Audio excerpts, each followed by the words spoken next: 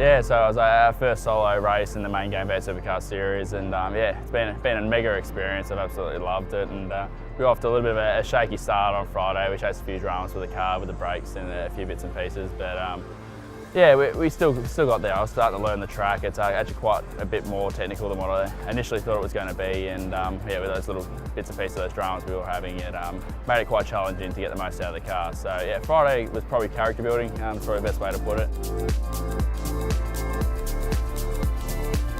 In race 1, we started off P24 for my first ever solo race in the main game series, and yeah, we got quite a good start and gained a couple of positions heading up to turn 1, but from there I have to say it's probably one of the craziest races I've ever been involved in. There's 3 big incidents that happened in front of us, and twice I had cars face me as I came onto the straight. So yeah, again, that was pretty interesting. We lost out quite badly with that, but the car was awesome in the race. We really nailed the setup, and I was able to move forward, and we had really good pace. So that was quite happy with that. We ended up in P19, which is a great result for our first race there, and it was great to get that result.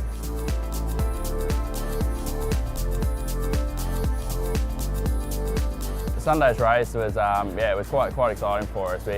We got again a pretty good start there, and I think we're pretty even to where we started in that race in P21. But from there, after about 5 laps in, I knew we were probably going to be in a little bit of trouble. The car wasn't fantastic, and we had quite a bit of entry oversteer throughout the whole race. But again, we're learning as much as we can, and to get my first long stint out of the way, and especially in the heat of Darwin, it's yeah, it's pretty awesome. And to come home in, I think it was P22nd, but again, with the car that we had, I think I'm quite happy with where we ended up.